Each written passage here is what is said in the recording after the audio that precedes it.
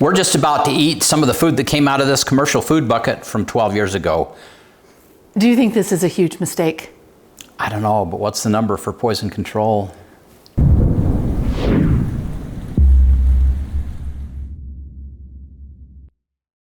Hey, Provident Preppers, I'm Jonathan. And I'm Kylene. And today we are a little bit excited. And a little bit nervous.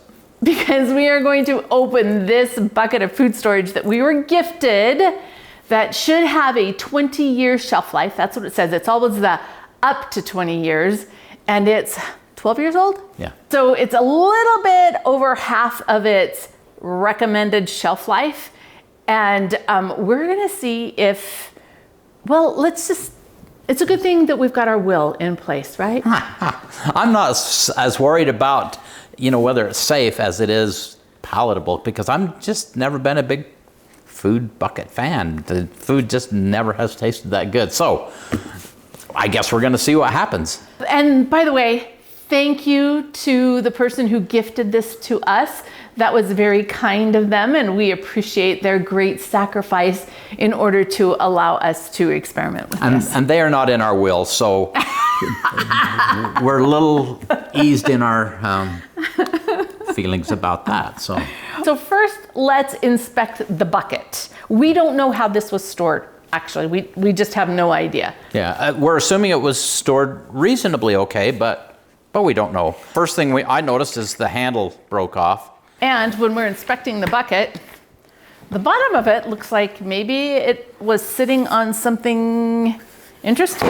I don't know. So it's been around for a little while, which doesn't mean anything about the contents, but let's start there. Okay, Johnny, you ready to open it? Yeah, let's see what we got here. It has a little pull handle, which would be nice because in an emergency, you don't want to have to use a bucket opener. All right, So it does have a very interesting odor. A little bit of a weird odor. I don't know if that's just a musty thing. So according to this, it's a 72-hour kit for 2 people, which, okay, I have to say that I appreciate because there's a lot of buckets of food storage out there that'll say like it's an entire month in this little bucket for one person. And so that realistically, 2 people for 72 hours, you could see that. But on the label, it says that it has 10 servings of oatmeal, 10 granola, 10 multigrain cereal. It has 8 servings of milk, 8 servings of orange drink, and then 10 potato chowder, 10 creamy tomato soup, and 10 creamy vegetable rice. So that's what it says it has, but then it also has gear in here. And I thought that was really unique. Let's pull out this and then we'll look at the gear. Okay, so the packages, actually they're Mylar. They look like they're fine. There's no, they're not shrunk up, the vacuum seal, which doesn't mean a whole lot. Or anything. Yeah, we're looking to see if anything is opened, if the package is actually puffed up, because that's a warning sign. And the bucket actually looked like it was pretty full.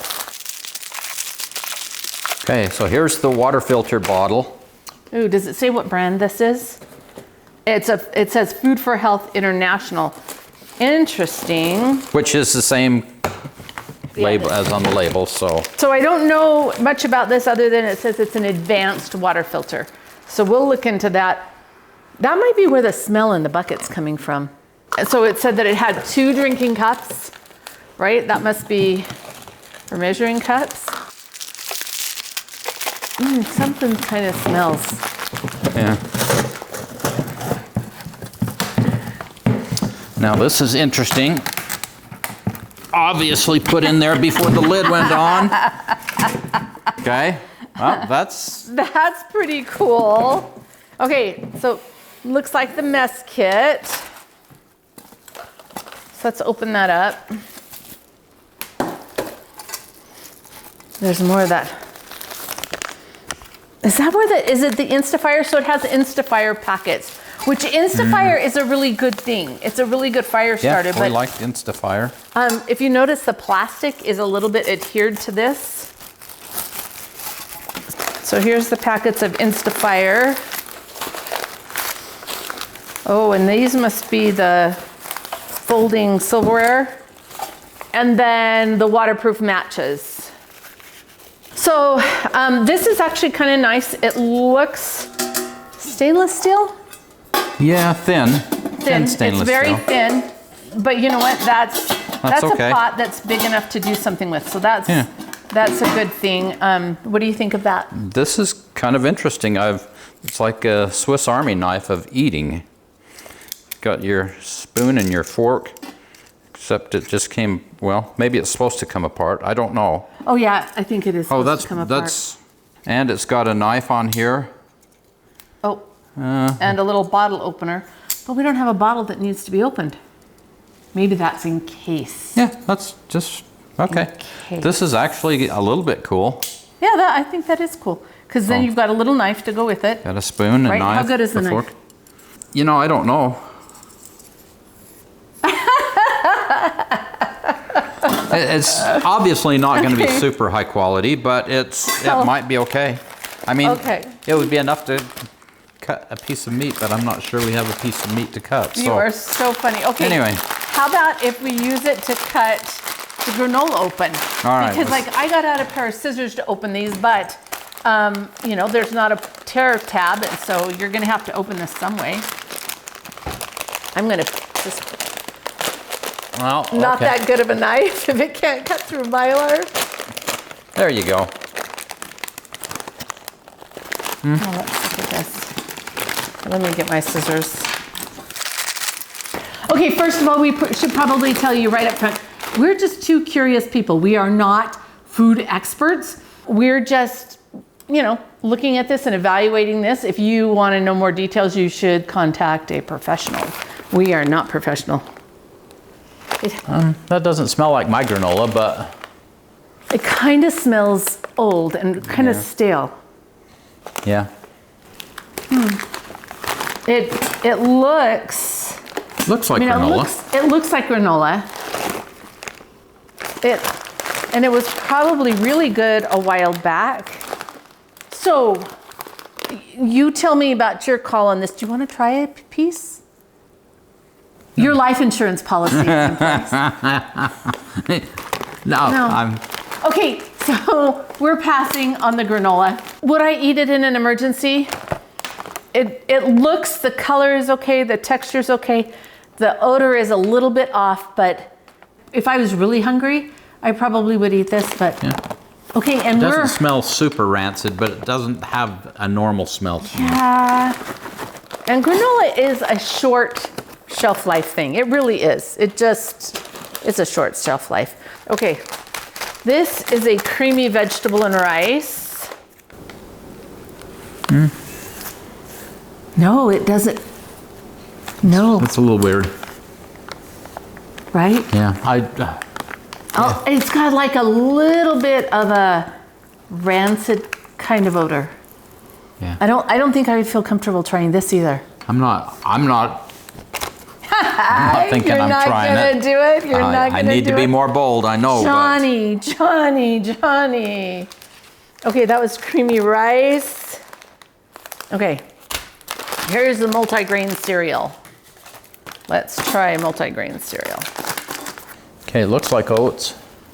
I might go ahead and try this. It kind of inclined smells like our regular oatmeal. Like it smells, okay, so we'll put this over here in the, okay, we're willing to try it.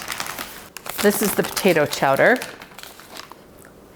I don't think I'm... No, something definitely has happened to this in the storage process. So theoretically, this is a 20-year bucket, but the reality is different. maybe it did get stored like in a hot place and that just aged everything faster. I do not know. Yeah, because if you stored it in your garage, you've got the temperature fluctuation and especially that heat that could cause some issues. So, oh dear. Okay, this is creamy tomato soup. You get to smell first. Well, it's not as bad as some of them, but... No, I can definitely... No, there's something wrong with this. No. Okay. Okay, I wouldn't eat that one either. Okay, this looks like instant oatmeal. Okay, so that's okay. Yeah. That smells normal. This is fine. And that makes sense because oatmeal is a long-term food storage item. It's just by itself is going to last quite a long time. And each of these items is limited by the ingredient in it that stores for the shortest period of time. So whatever the shortest ingredient is, it's killing the rest of it. So that's one of the reasons why storing things separately is a really good idea, and then mixing them up at the time. All right, let's see, Johnny. Let's see. This is the orange drink. Okay, that smells pretty normal for a citrus. Yeah, that just smells like orange drink. Citrus powder. And then the last one is the instant powdered milk. I would imagine the instant milk is fine because it usually lasts a really long time, but we shall see.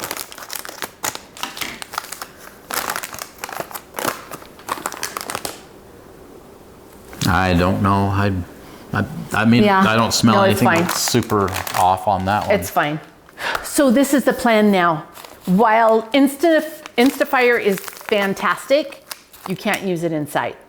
So we're gonna go ahead and kind of evaluate the cooking tools that were in here. We'll make the oatmeal with it, but we're gonna take that outside because inside's not a good idea.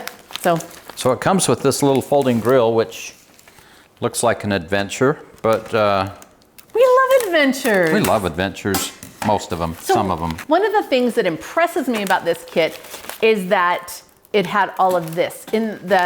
We did a video where we made our own freeze-dried kits, and that's what Jonathan and I have for us. We have mess kits in it, and we have some safe heat in it and things like that. If you click the card in the corner, you can go see that video. But the other thing that we had, we made some food storage buckets of basic food storage that we didn't put those in, but this is always a super good idea. And that other video, it's a homemade one, and it's so much cheaper to use basic ingredients. And the basic ingredients that we put in are things like beans and rice that have a super long shelf life. So if you want to see that video, click the card in the corner and it'll take you there. So tell me about this. Well, it's just fairly straightforward to put together, just little pins that go in each corner. If I can figure out which way is supposed to be, I think it's supposed to go this way. We'll be right back. Yeah, we'll be right back. Okay, so it took a little bit to figure out how to put these together because these were feet, right? Yeah, these, and I'm not very comfortable that this is going to be okay. It's a little bit flopsy. I'm concerned these legs might collapse when we put the water on, but we'll give it a try. So here we go. So this is an Instafire, and Instafire is super cool because the wind won't blow it out. Yes, and our good friend Connell, who's been on here a couple of times, is the one that developed this. We really like Instafire. I think it's great stuff. So it's fun to see this in the bucket. Should you burn this with that? No, it has there's plastic. plastic lining in it, Okay. so let's see if we can.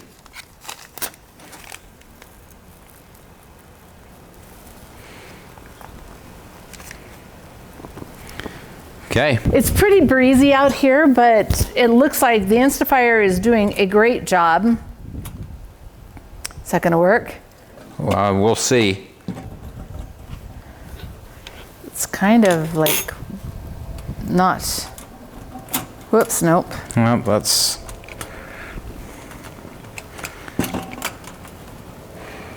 try turning the grill the other way and see if it's more stable. That's better.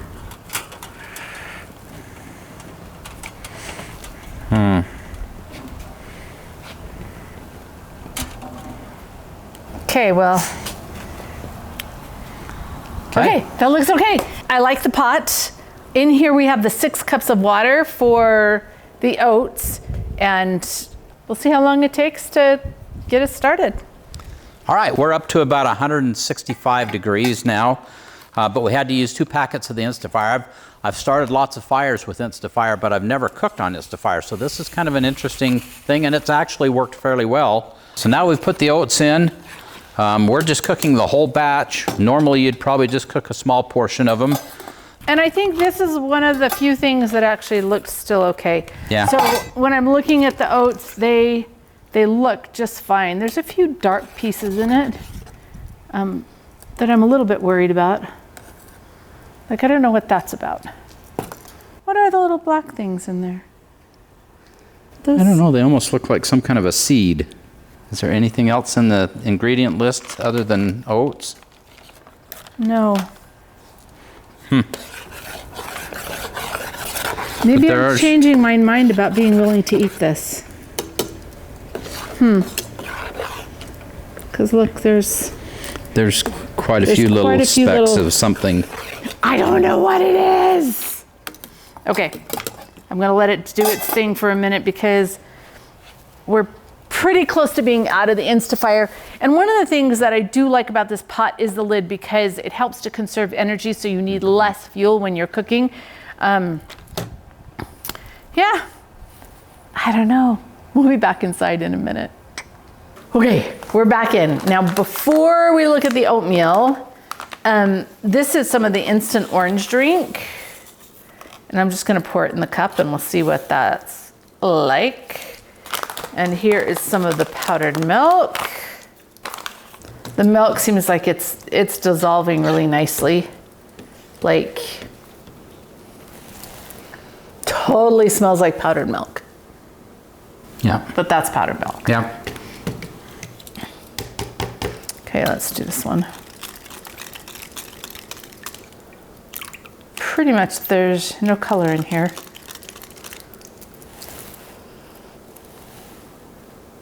It does have a nice citrusy smell. Sugar seems to be dissolving. It's a little bit gritty still, but it'll probably dissolve. Yeah. So both of these, I think, are fine. No problem at all with those. All right, now let's talk about this and what happened with this oatmeal. Well, as oats do, it's turned into oatmeal. We are a little concerned there is some little specks of something in there that almost looks like it could be just not critters, sure. but we don't know. There's also maple and some other flavor in there, brown sugar and maple. So it could be that that's some crystallized pieces of that seasoning that, I don't think so. But I don't know. It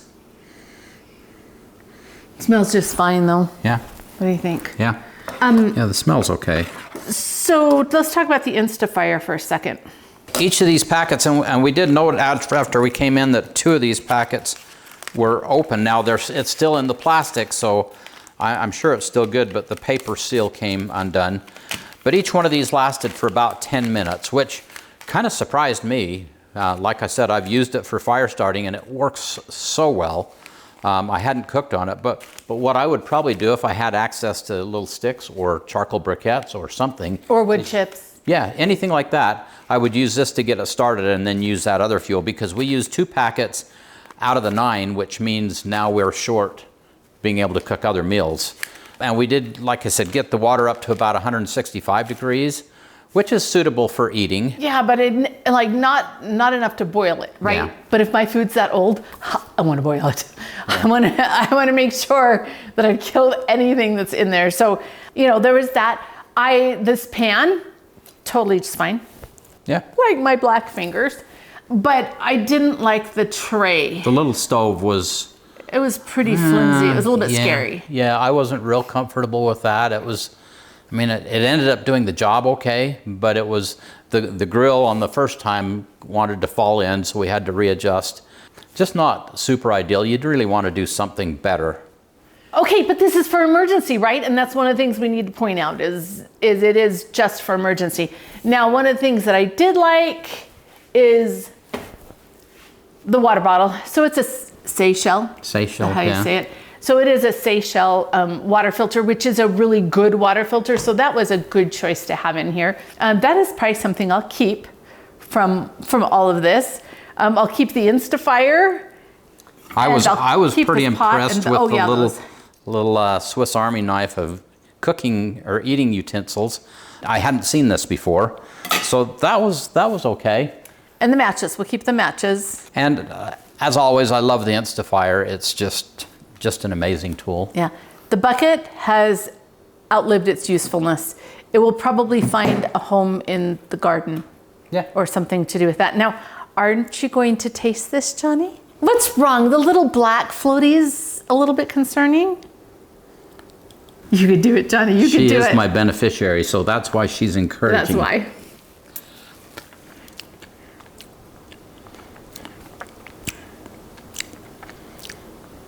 Definitely not the best oatmeal I've had. It's edible. It would put calories in, and that's what we'd mostly be after in a short-term situation, is getting calories so we had energy. I'm still a little worried about the speckles in there that we don't know if they're critters or if they're seasoning or... So, and none of the packets had oxygen absorbers in, so they were probably nitrogen flushed, I would imagine. I don't know for sure what they did to package these and make sure that they were okay. So, one of the bottom lines here is, well, okay, my faith in buckets has not been restored. It's like, no, we can do better than this. You mean commercial prepackaged buckets? Yeah, these kinds of buckets, I'm just not... I was hoping maybe this would show me a different light, but it's the same kind of thing. I have the same complaints. The food's not super good. It's the cheapest stuff they can do, spread really thin, like the soup everything is soup. Is very, runny. very thin, so that they're putting very little into it and charging a lot of money, and I think you can do better than that. So there's a couple takeaways from this. The first, I think, is that if you do use something like this, you need to rotate through it. Don't say it's got 20 years and depend on the 20 years. I'd say you need to replace them at least every, like if it says 20 years, at least every 10 years, and maybe even sooner than that. I wouldn't depend on that. I think that building your own bucket is a really good idea. And you could do it with just stuff you buy at the store, and then have, with a shelf life of like 5 years, and then rotate that through your regular pantry if you have a lot of prepackaged stuff. But again, I check out those videos that we created on the freeze dried and then on the regular buckets. It's so much less expensive, and the quality of the food is really good without a lot of the added ingredients. And some of those ingredients make it last longer, and I think some of it actually shortens the shelf life. Yeah. And now let's talk just a little bit about storage conditions, because we talk about this in so many aspects, so many different ways and things. Storage conditions make all the difference. We do not know how this was stored. I was thinking it was probably stored in a fairly ideal environment, but the more we look into it, I think, I don't think it was stored. Ideal is 40 to 70 degrees, cooler if you can, but cool, dark, and dry is the methodology. And one of the things that really limits shelf life are oils, right? The fats that are in it. And these had fats. I think the granola, it definitely had fat in it. It smells rancid, so I wouldn't want to eat it. And in a desperate situation, you're going to be desperate. But let's not get ourselves in a desperate situation. Let's plan ahead and put some soap in there to clean our hands. I really think that whoever designed these initially, they were onto something. They wanted to do something good, but the realities of marketing and optimization, I think, probably weighed in on that, kind of reduced the quality. Like I said, there were a couple of pluses, but mostly just all negatives. So stamp the bucket, not 20 years shelf life, but how about 5 or maybe 10? Yeah. All right. And if stored in an ideal situation, yeah. And we thank our benefactor for giving us this wonderful bucket to just experiment with. Yeah. And thank you, Jonathan, for tasting it. And I'm very glad your life insurance is paid up. I think I'll be on the next video, but we'll see.